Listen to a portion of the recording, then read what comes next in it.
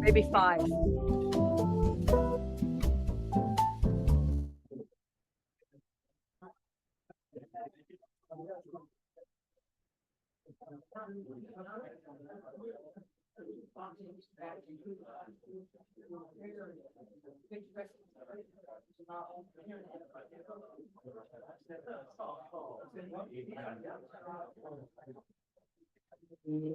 Welcome to the Bloomington Rotary Club weekly celebration of service. My name is Tracy Ivanovich, and I'm honored and thrilled to serve as your president.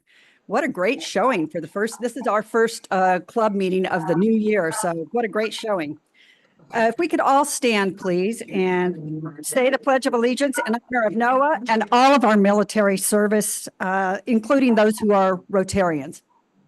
I pledge allegiance to the flag of the United States of America and to the republic for which it stands, one nation, under God, indivisible, with liberty and justice for all. Thank you. So, thought for the day. You may not control all the events that happen to you, but you can decide not to be reduced by them. That's Maya Angelou. And for our reflection, we have Charlotte Zitlow. Yes, I'm going to talk today about reflecting. Reflection has a lot of meaning. One of them is seeing yourself in the mirror, which I can't do anymore. So for reflection is one, seeing what's going on in you. The second one is thinking back, sort of musing around and muddling through and just reflecting on this and that intentionally, which I wrote about in the newspaper a couple of weeks ago, that we have issues and things going on in the world around us that we should be thinking about reflectively and intentionally so we can be part of the solution. And then the final one is thinking back, reflecting on the past, thinking what our lives have been like. And I have had more lives than many of you in this room. And I intend to have some more. Still not getting anything. Voice-wise. What they have done, what they have mattered to me. For example, I went to school in Germany shortly after the war was over. And that was very instructive to be in cities that have been bombed and with people who had been bombed out of their homes and who had been our enemies, and now we were friends. That has stayed with me forever. Thinking you can be friends with people you don't like and who you don't agree with. I think it's very important to understand that. So, and my other reflection was when we lived in Czechoslovakia, and it was strange. I went there with my family when my husband was sent there by the State Department to teach English at Bratislava, and we had our children with us.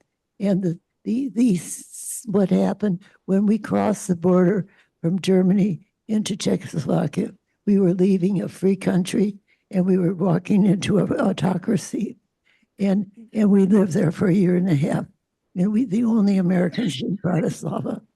And we could cross the river anytime and go to Vienna anytime we wanted to. And we were the only ones in the city who could do that. That was scary. And it gave us something to reflect back on. And that has changed me politically forever, because we have to understand what autocracy is like. The rules change all the time, and they're totally dependent on the person making the rules, not the people who are ruled. So this whole issue of the rule of law is an important one that we have lived through. So reflecting is many things. And I tell you, as I look around at my young people here and thinking what wonderful things are going on now, I'm so proud of Noah, who we're sending off to Britain, which is reflecting itself now. So I wish us all good reflections and hope that we think when we're here but we're going to remember where we were and be proud of it. Thank you. Thank you, Charlotte. Sandy Keller, if you could come up and introduce our guests.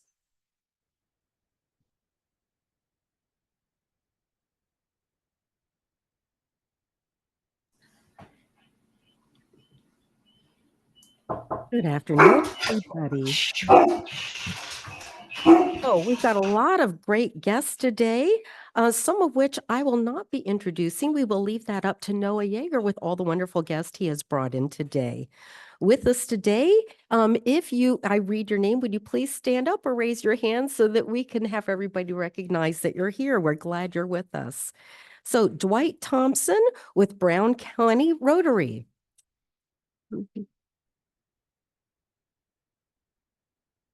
Carolyn Frey with Sunrise Rotary. I click it, but I still And get no JT voice. Waring, Los Angeles Rotary and founder of Rotary Miramar Water Project. And Nay Lynn Hoot of Miramar recently completed the program at UC Riverside. And Elijah Ramos He's recently received his bachelor's degree also at UC Riverside. And who happens to be attending the O'Neill School of Public and Environmental Affairs. Also, Ann Bright, a guest of Jim Bright.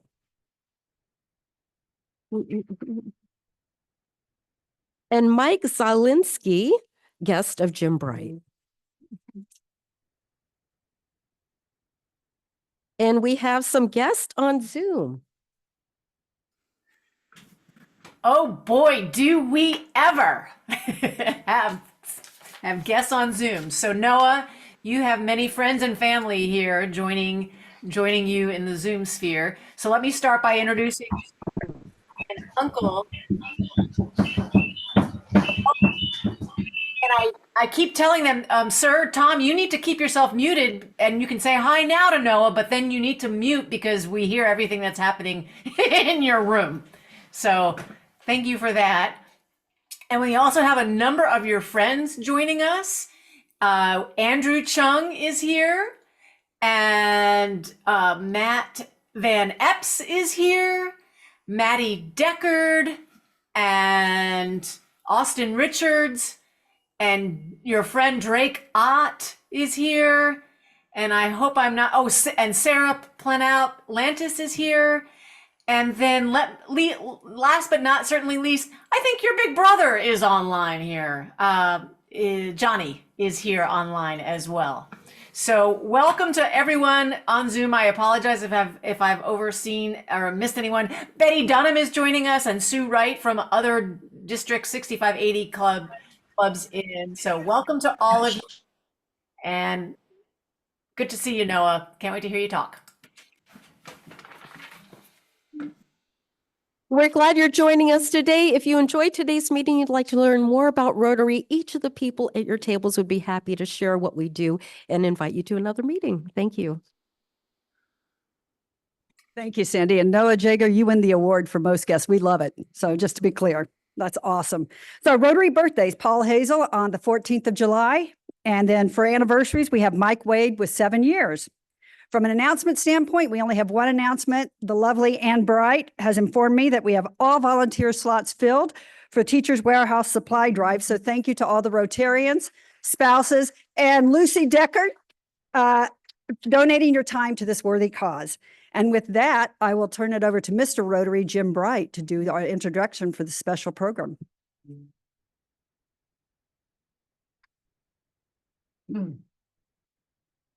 Thank you so much, President Tracy, and welcome all of you. As co-chair of the All Indiana Rotary Global Scholarship Committee, I am excited to introduce Noah Jager, our 2024-2025 Rotary Global Scholar. Noah is the 7th scholar selected for the $40,000 Rotary Global Scholarship from our district since 2018-19. and he is undoubtedly destined to do great things.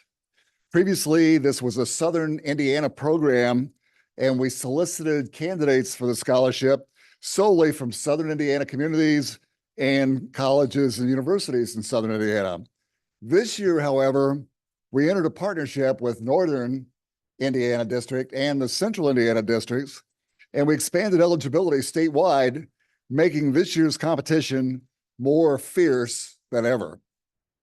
So this year and going forward, the program is open to students who have graduated from an undergraduate program or will graduate in May from a four-year Indiana college, or who maintain a legal residence in Indiana and who plan to pursue graduate level studies at an overseas university. Now, Noah, a Bloomington resident who graduated from West Point in May of this year, will begin a one-year master's level program in international peace and security at King's College London in September. And by the way, as you heard, maybe joining us today will be Annie Marley Slynn of the Rotary Club of Golders Green in London, and her club will host Noah during his year at King's College London. Now, in reviewing the letters of recommendation that accompanied Noah's application, my fellow committee members included Dwight Thompson, Jeff Richardson, and others were blown away by the glowing comments and statements in support of Noah. For example, Noah is the very best of more than 200 students who I have taught in my 2+ years at the military academy. Roberto Santamaria, Director, Center for Languages at West Point. Noah is the best growth-minded leader we have ever had. Luke Zeller, founder and president of Distinction Basketball Camp and an employee of Old National Bank. Selfless service, dedication, commitment to excellence. He has a simple sincerity and an amazing work ethic that impress all who meet him. Ruth Beitler, Professor of Comparative Politics, U.S. Military Academy. Strong work ethic, great attitude, leadership qualities beyond his years. Mark Fletcher, Bloomington High School principal. Hardworking, service-oriented, dedicated to supporting and serving Hoosiers. Todd Young, U.S. Senator, for whom he served as an aide. Now, as Rotarians who contribute to the Rotary Foundation, we are all impacting Noah's life and the lives of people he will touch in the months, years, and decades to come through this scholarship.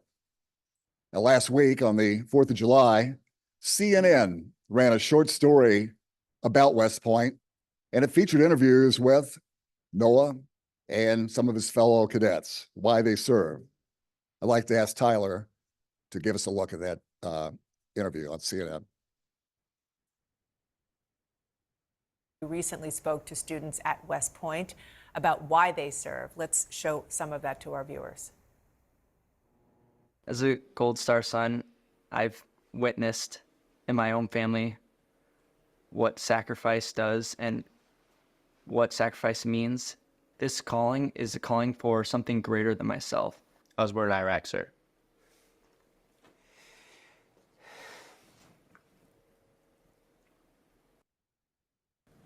And why are you here?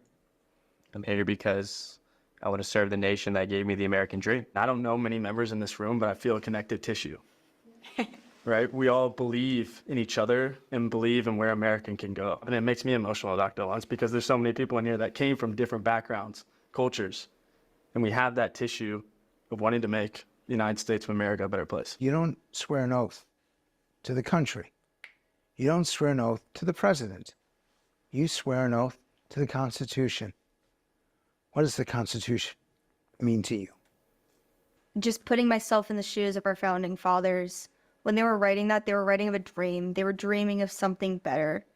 And to even see that dream come to where it is today, it's really moving. I saw how emotional. You can applaud.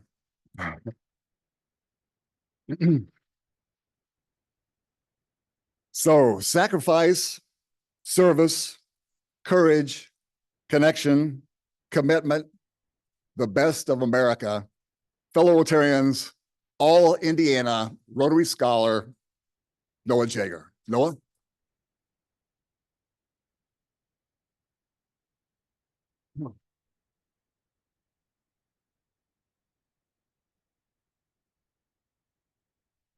Mr. Bright, thank you for the far too kind introduction. One of the things I've heard is if you're a Rotarian, you know Mr. Bright, and I think that's pretty true.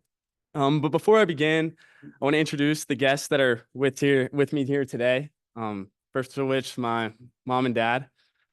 Seen me in the best of times and the worst of times. Thank you for being here. To my coaches, Coach Holmes, Coach Luke Zeller, thank you. Father Tom, who's taught me about loving your neighbor and what love is, wanting what's best for another person's sake. Thank you for being here. And for Martha Holmes, Coach Holmes' wife, and one of my longtime friends, Indiana basketball player, Anthony Leals here. Thank you. And to all the people online, Johnny, I see you up there smiling, and he's probably laughing at me right now. That's my brother. And to my friends, Drake Ott, and to all West Point classmates, mentors, everybody, thank you for being here.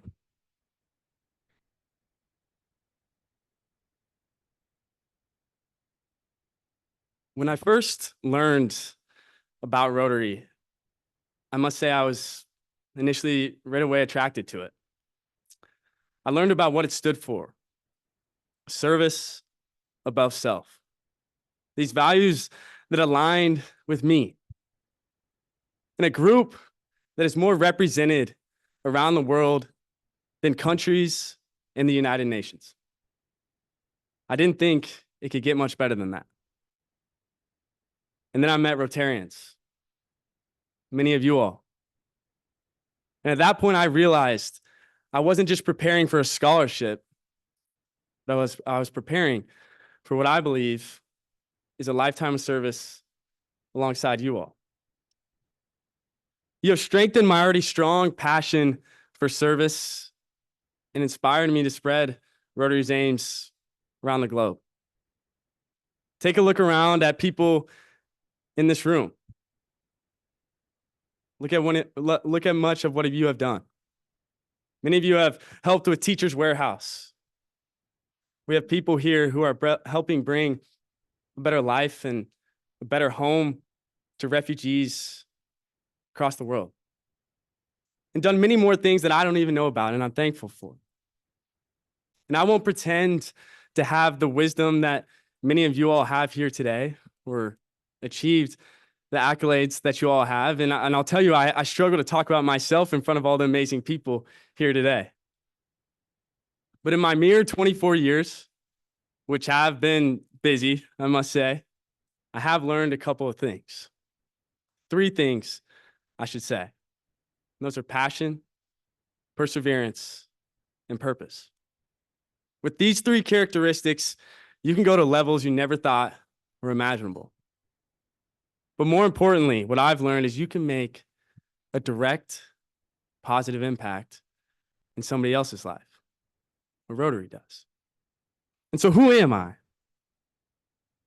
Next slide. How do we do this? Here we go.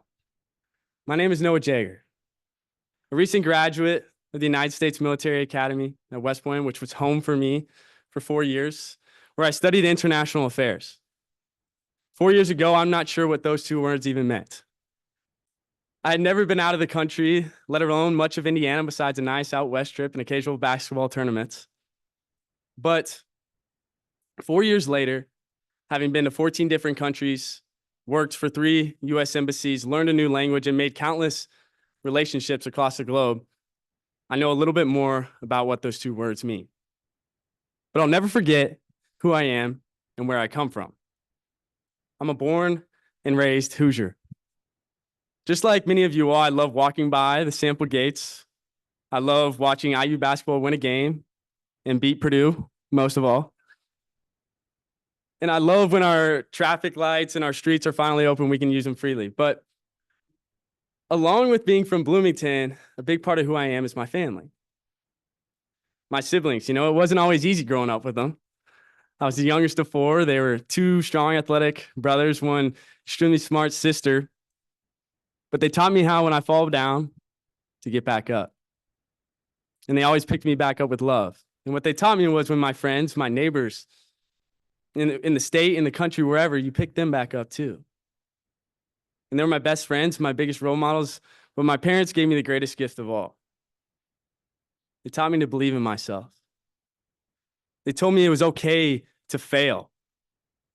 And most of all, they told me to follow my passions. And that's exactly what I've done in my life. I followed my passions. The first one was basketball. Just like many Hoosiers, I love the sport. Put my blood, sweat, and tears in it. I don't know if you can see Anthony standing next to me there, number 20. At that point, I think I had you, Anthony. I'm not sure anymore, but I put the blood, sweat, and tears. It was something I loved. And I know what you're thinking at 5'7", barely standing over this podium. I may have chosen a better sport. Maybe golf, tennis, horse jockey, if you want to say that. But I loved it. And so that's what I did. And good things came from it. We had a great senior year. But I also learned you can follow different passions. I had a love for show choir. I'm not sure my basketball coaches like that. But this also showed me that you can get outside of your comfort zone. And my choir teacher here, who I failed to introduce, Miss Gwen Witten, is right over there. She's laughing. There she is. She's here. And she taught me how to sing. And Lord knows I needed some help. So thank you. But once again, following my passion. But along the way, I always had a desire for service.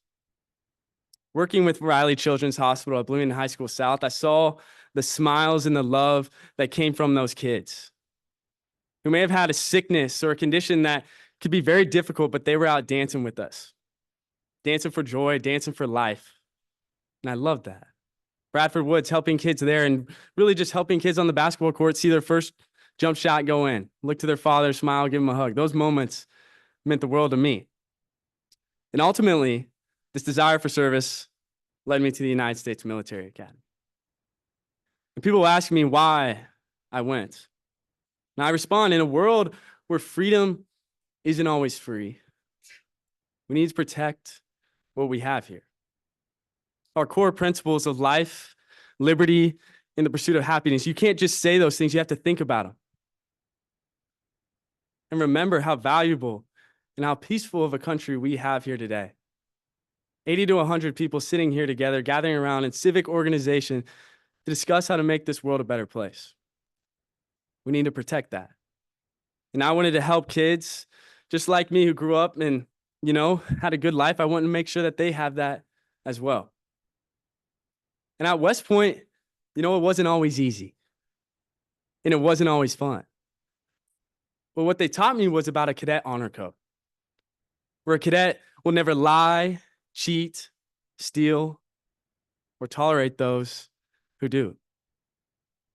And after 4 years, I can't help but think this is a code that our entire country should be living by. That we should commit to this code to our communities, to our states, to our local and national governments. This is valuable. And along with the pledge, we live by a saying where you always choose the harder right over the easier wrong. Think about that. The harder right over the easier wrong. Every day we're faced with decisions.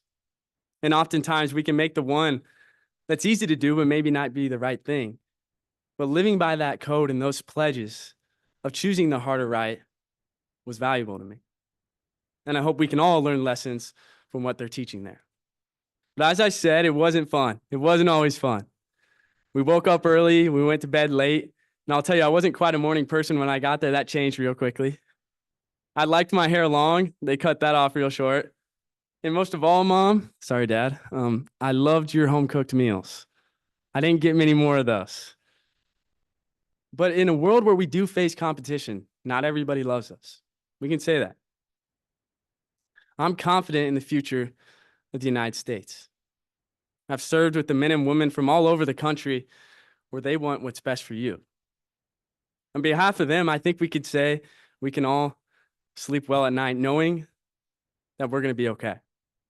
And my time at the academy didn't always go as planned. You know, the saying where you tell God, if you want to make him laugh, you tell him his story, or you tell him your plan, right? You tell him your plan. He didn't like my plan going in. So I came in thinking I was a basketball player, thinking that's what I was going to do. I was going to make the tournament. But quickly after 2 years, I heard a herniated disc and 2 doctors saying it's time to move on from the sport. But what I didn't realize was that it was opening the door for so many things I couldn't have thought were possible.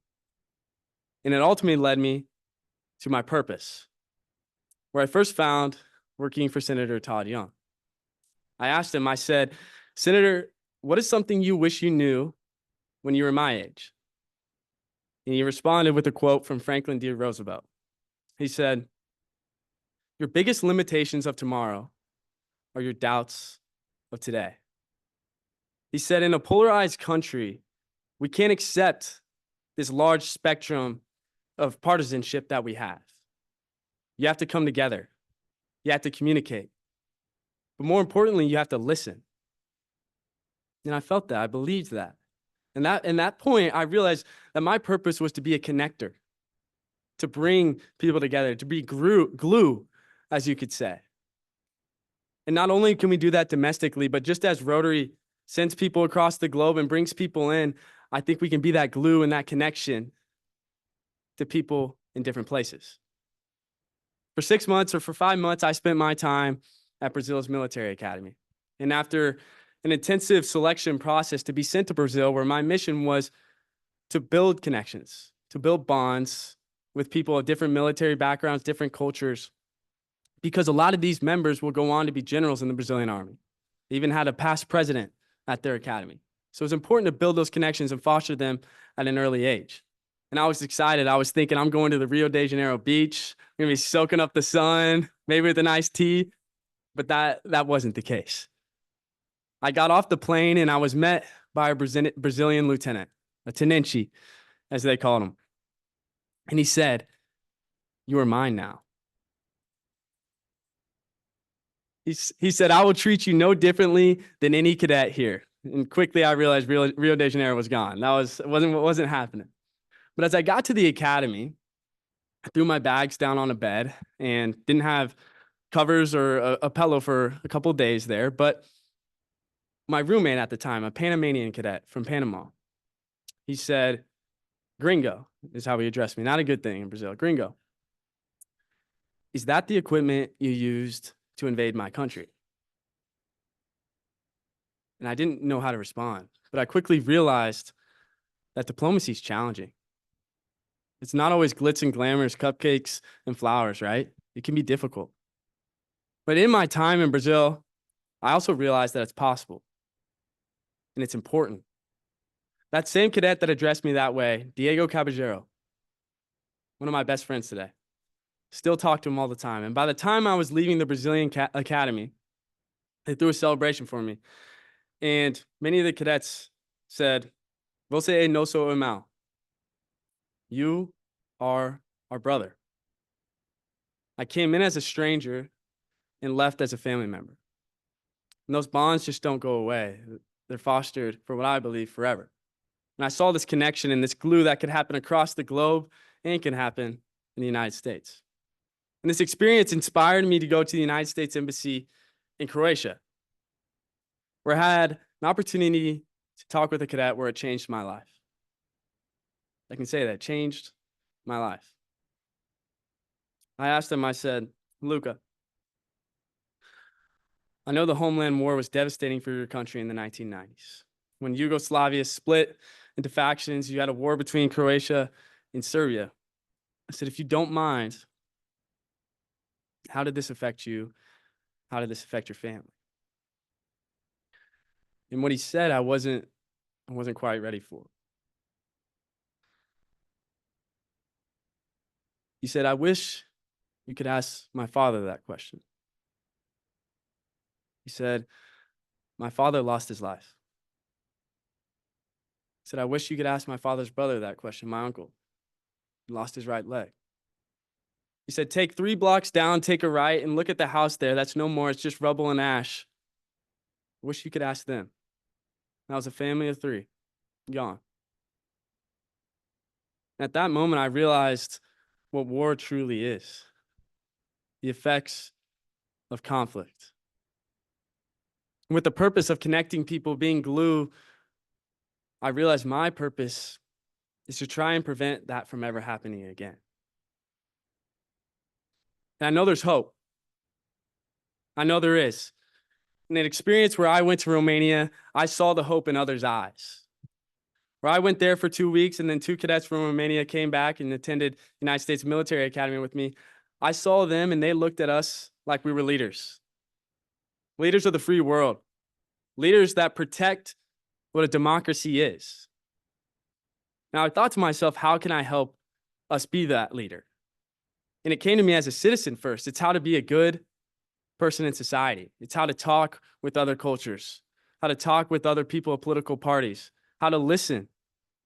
Because that's what we should be. We should be together. We should be unified. After all, we're called the United States. United. We should be united people. And for us to be a role model on the international stage, I think we need that. And I think that's what we can do in the future. But what's next for me? With your help, I'll be going to King's College in London. And I can't express the gratitude that I have for all of you. You have given me an opportunity that never would have been possible. With your support and Rotary's generosity, I'm extremely, extremely thankful. And what I'll be studying there is a master's degree in international peace and security. My program's 70% international students. I'll take classes such as deterrence in theory and practice, global peacemaking, international law, and international security. And I hope the lessons I'll learn there will help me be a better United States officer and a better person in the future. I'm required to serve 5 years in the United States military, and I'm honored. People will thank me for while I'm in uniform. And really what I want to say is thank you.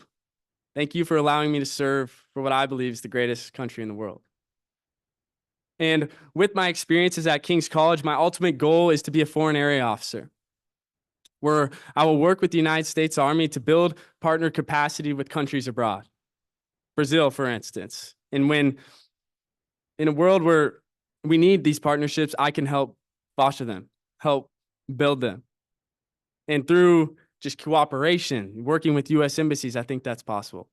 But along the way, I'll always remember what Rotary stands for and what you have always given me. And that's a passion for service, and that's a scholarship that has really changed my life. And I'll take that with me, and I'll take the service above self, and I'll serve locally, nationally, and abroad. And I can't wait for this partnership between you and I, which I think will last my entire life, to continue. And I'll open up for questions, but I'm just so grateful for all of you guys.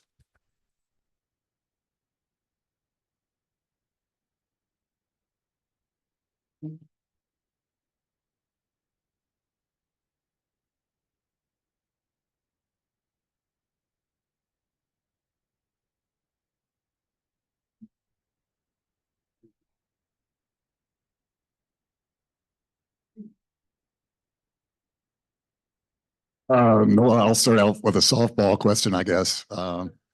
And that's basketball. I got Coach J.R. Holmes here, who, by the way, ladies and gentlemen, is the winningest high school coach in history for Indiana. And I understand that in your senior year, you went 26-0, you and your teammates, but no state title. Can you talk to us about what happened? Yeah, that was a tough one. What happened there, Coach Holmes? No.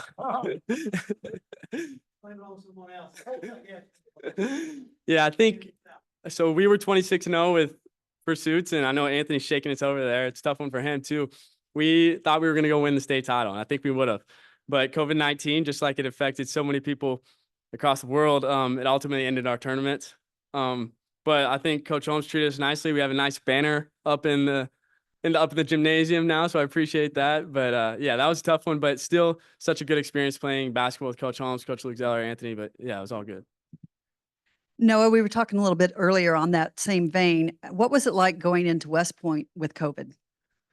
Yeah. So they call us the COVID class. Our class motto is like none before, class of 2024, because I think we are like none before. It was difficult. They extended our beast. They pushed it back a little bit because of COVID, and we got there. Beast is basic training. And we got there, and you were in your masks 100% of the time. We were running 3 to 4 miles. Sometimes it felt like you were getting waterboarded, but you kept going. And the most challenging part of it was I didn't see my parents. They dropped me off at the end of June, and I didn't see them till Christmas. They wouldn't let us come home, and it was very challenging, especially because you stayed in your room most of the time. Just classes were virtual, and as a plebe, which is freshman at West Point, life isn't always the best. So that was difficult too, but it brought us together, and I think our class actually strengthened because of it, because we were together all the time, going through difficult things, and I have some of the best friends that came out of West Point.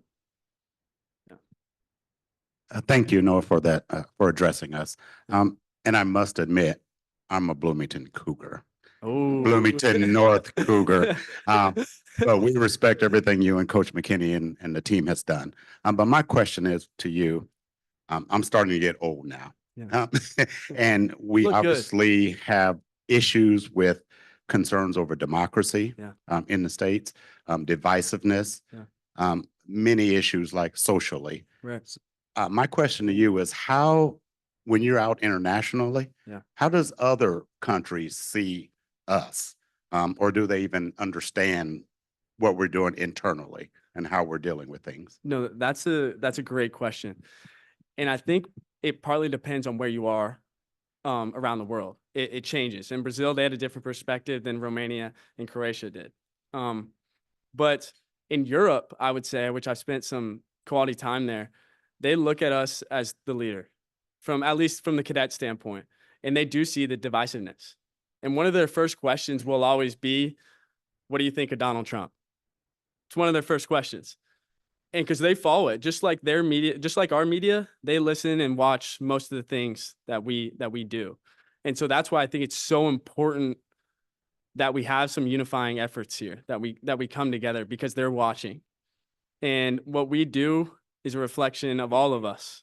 So I'll just say that they know we are divided sometimes. Yeah. But at the end of the day, I think they still look at us as the beacon of democracy, and that we're going to fight and protect for what we have here in the States. Yeah. Hey there, Noah, on this side of the room over here. First of all, thank you so much for being here. And I think I speak for everyone when I say what an impressive and inspiring person you are. Thank you. And your outlook and your determination for the future gives me hope for the future, which is really exciting. I want to know if that's just you or if that's a lot of people your age, because we don't always hear that coming from the younger generation. I worry that our polarization is infecting a younger generation. And are you guys going to heal us, or are you a product of your environment? And this second question I want to ask is totally different. Going into West Point, having basketball as your passion, how much of that decision to go was basketball, and what surprised you the most in losing that opportunity? And then how did you grasp or adopt the mission at West Point as your passion once you got there, if that makes sense? Yeah, no, those are great questions. I'll address the first one. That video that came up here at the start, I wish you could meet all of them. And the 4,000 cadets that I was with at the United States Military Academy. I know there's other academies out there, and I can't speak for IU of all the people in Bloomington, but what I had around me, those 4,000 people at West Point with the same ideology to make America a better place, I'm so confident in who we can become as a country. And another thing I'll say is I think this group can do a large part. And I'm trying to bring in as many young people as I can. But you are what this world needs. We're lacking civic organization. People coming together to talk about how we can make this place better. And you being an example for us, I think it's important. And as I go along with my Rotary, I'm going to try and bring as many people in. But my outlook on the United States is positive. I think we're going to be just fine, and I'm dang confident about that. And about basketball and going to West Point, I always, in my brothers as well, we're a very patriotic family. We always knew we wanted to serve in some regard. My sister's a doctor. But basketball and West Point came in at the same time. And I didn't think there could be a better place. And I know Coach Luke Zeller really helped me get there. And he saw the same thing. He said, you're a passionate man. You want to serve your country. You want to play basketball. What better place than Army? And he didn't say Navy, just Army. But the other thing was, it was really challenging to lose basketball. Because when you play a sport for 20 years, it kind of becomes part of who you are as a person. I woke up, went to class, and went to basketball practice every day for as many years as I could remember. And I remember one of the last times I cried was I called my brother Johnny, who I looked up to as a basketball player, and I broke down. I didn't know what to do. But your plans change, and you keep that positive outlook, and I think it was for the best, actually. It led me to opportunities I never knew I could have had. So it was actually the best thing that happened to me. Yeah. Was there any questions on Zoom? Yes, Megan Gearhart. I'm going to make sure, are you unmuted? I am.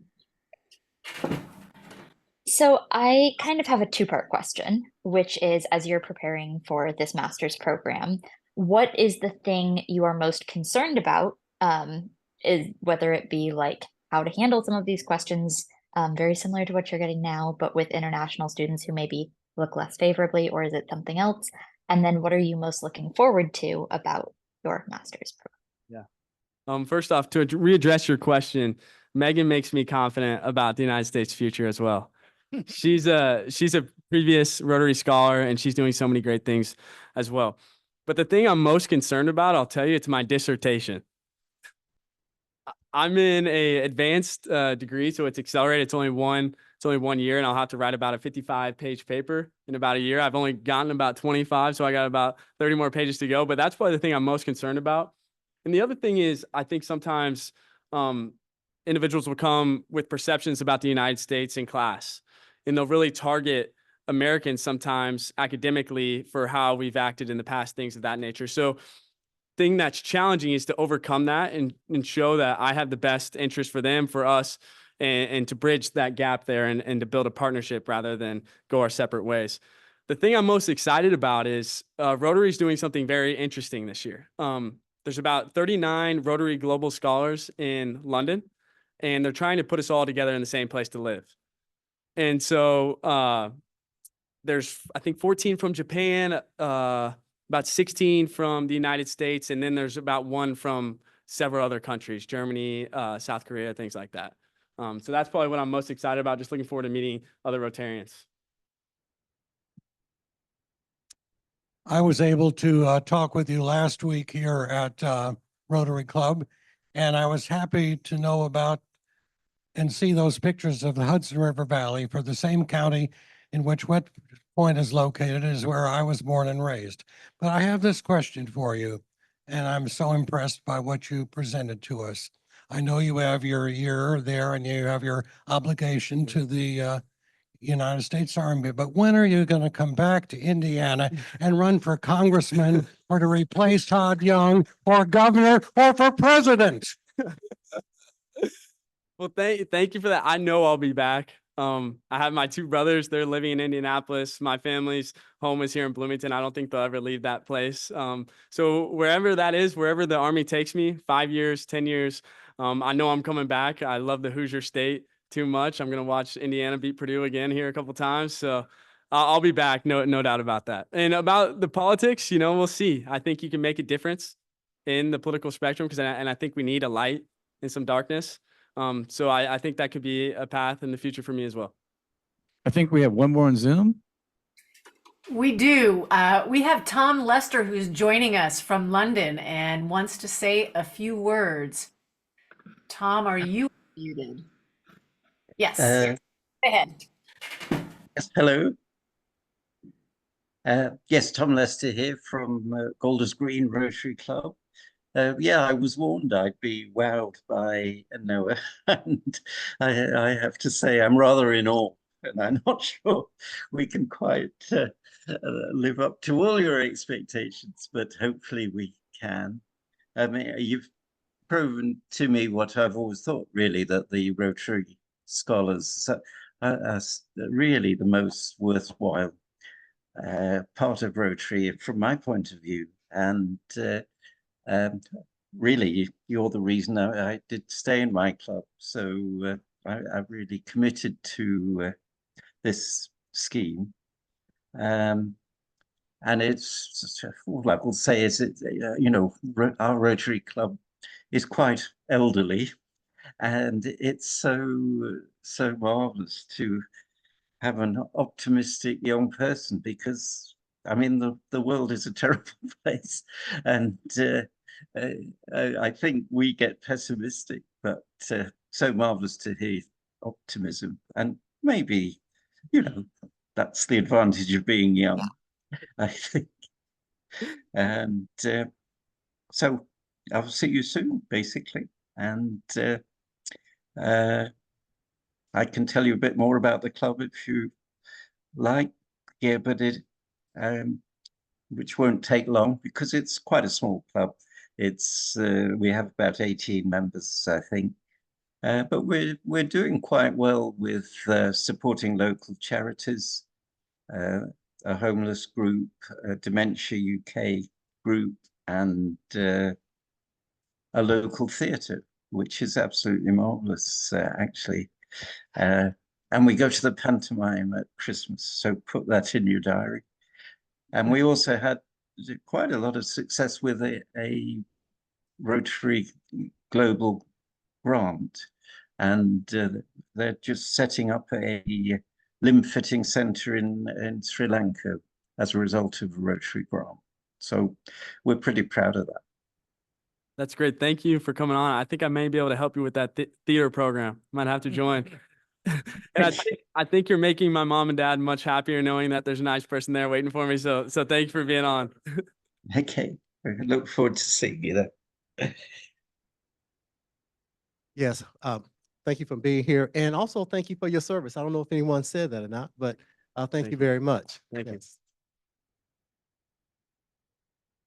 So I have, I appreciate your enthusiasm and your outlook and your vision, which I think is sorely needed. However, I've heard from some very high-ranking military officials that the military preparedness of our young people is lacking, and from a physical and also a mental, even educational standpoint. And so I was wondering if you have any perspective on this, or what perspective might you have on this?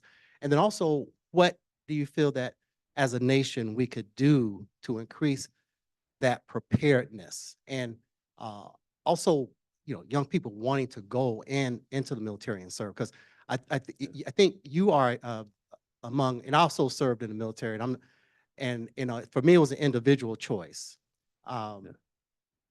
During World War II, it was like that national emergency. People wanted, people were lining up to go and serve and to give that sacrifice. So what perspective might you have, and what do you think nationally we can do as a nation to get back to that mentality, and not in a divisive way, but in a unified way? Yeah, no, that's an excellent question. And that's a major problem for the Army right now. We have recruiting problems. I think we were down about 15,000.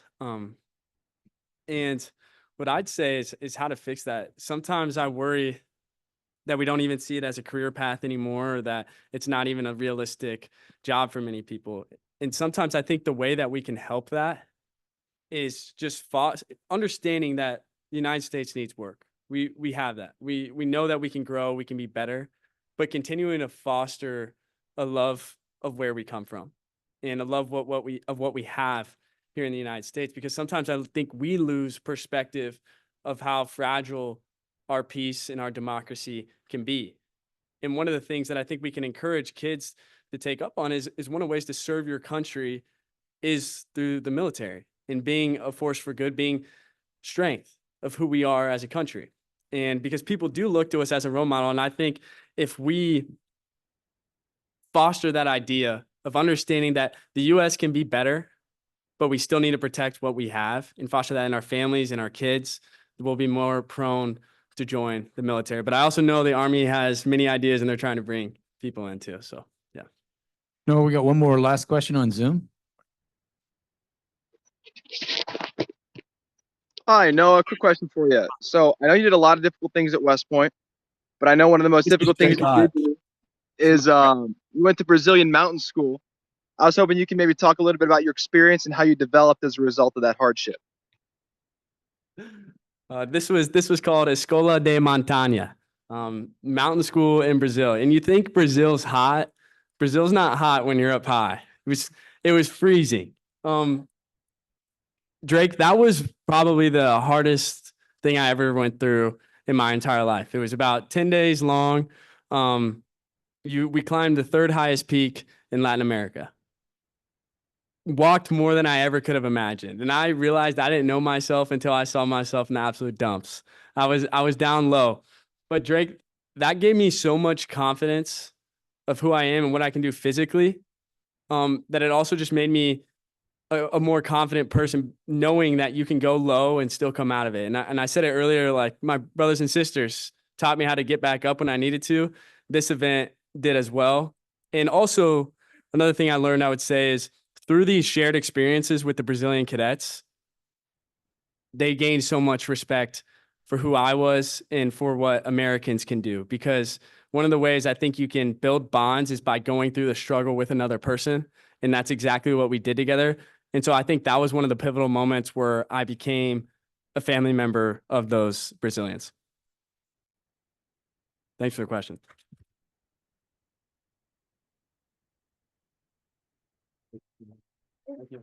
Thank you. Noah, thank you so much for that truly inspirational speech. In honor of your program, we will be donating $100 to New Life, New Leaf program. So thank you. Thank you. And take care. All right. Before we go into the acknowledgements, we missed a page of the guests because Noah Jager brings lots of guests. Did I mention that? So I'd like to introduce also and thank for attending Kenny Graham, guest of Liz Feidel, who is a student at IU. And then we have two more guests, Phil Eskew, who needs no introduction. Phil, where are you? There you go. Thank you. Former Board of Trustees. And then Kyle Siebert. And Kyle, I have to laugh. You put down your business profession IU student. You're also on the Board of Trustees. So there you go. So